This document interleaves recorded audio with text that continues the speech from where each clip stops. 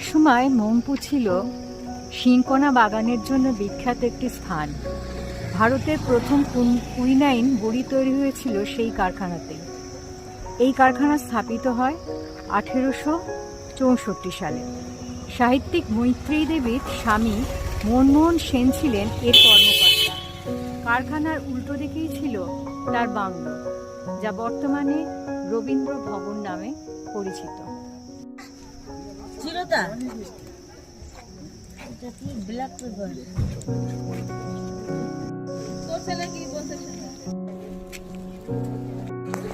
জীবনের অন্তিম পর্বে কবিগুরু রবীন্দ্রনাথ ঠাকুর 1938 থেকে 1940 পর্যন্ত মোট 4 বার এখানে এসেছিলেন। এর প্রধান কারণ ছিল 4টি। একটি হলো স্বাস্থ্যকর পরিবেশ, দ্বিতীয়টি মৈত্রী দেবীর অসামান্য আতিথেয়তা, আর তৃতীয় হলো উদার প্রাকৃতিক সৌন্দর্য, আর সর্বোপরি কবির নিভৃত চিন্তাভাবনার অনন্ত অবসর। চলুন এবার ভিতরটা গিয়ে দেখি। কবি সান্নিধ্যের অভিজ্ঞতায় নহন্নাথের লেখিকা মৈত্রেয়ী দেবী ফুটিয়ে তুলেছিলেন তার মংপুতে রবীন্দ্রনাথ গ্রন্থে।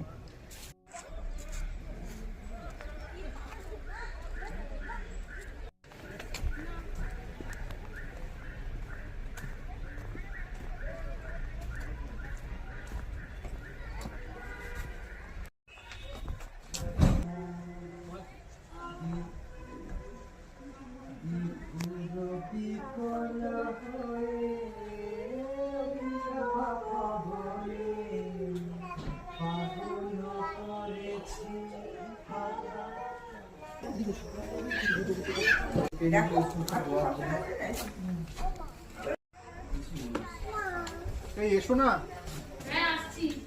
একটা অ্যানোটেশন এখানে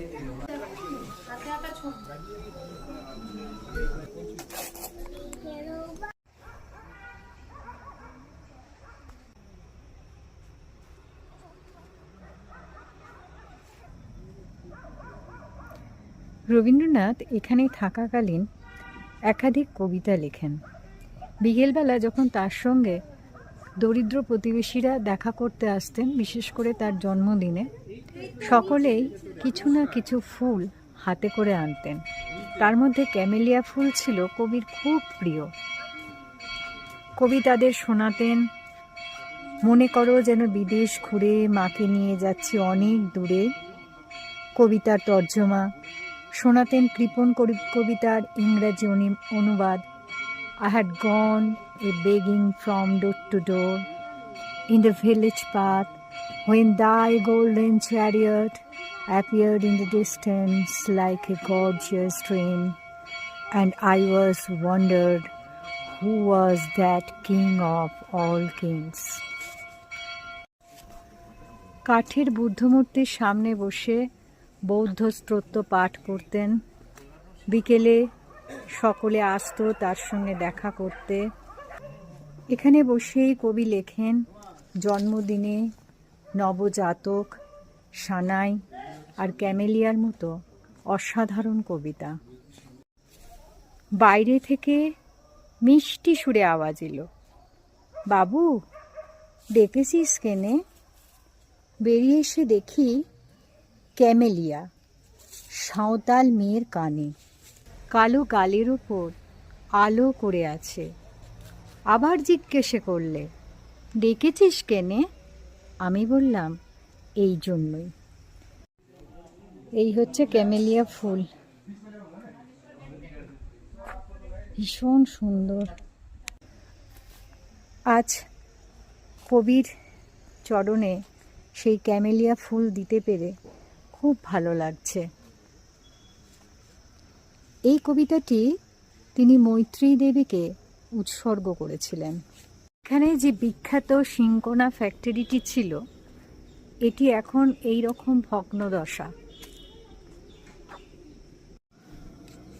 আরেকটি বিষয় অত্যন্ত দুঃখের সঙ্গে হলেও বলতে হচ্ছে, এখানে যে মিউজিয়ামটি রয়েছে সেখান থেকে চুরি হয়ে গেছে দুষ্প্রাপ্য রবীন্দ্রনাথের আঁকা ছবি, রং তুলি, কালি, পাণ্ডুলিপি, শখের হোমিওপ্যাথি সরঞ্জাম আর দুর্লভ আলোকচিত্র।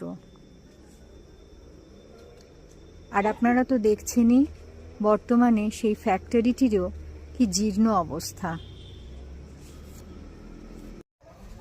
এখানে যে মিউজিয়ামটি রয়েছে সেখানে কিন্তু ছবি তোলা বা ভিডিওগ্রাফি নিষিদ্ধ। এই কারণে আমি ভেতরের ছবি দেখাতে পারলাম না। তবে বলে রাখি, এখানে সংগ্রহশালায় রয়েছে কবির একাধিক ছবি, হোমিওপ্যাথির শিশি, পাণ্ডুলিপির আলোকচিত্র, কবির বিভিন্ন নকশা করা আসবাবপত্র, জলকল, তুলি রাখার বাঁশের দানি।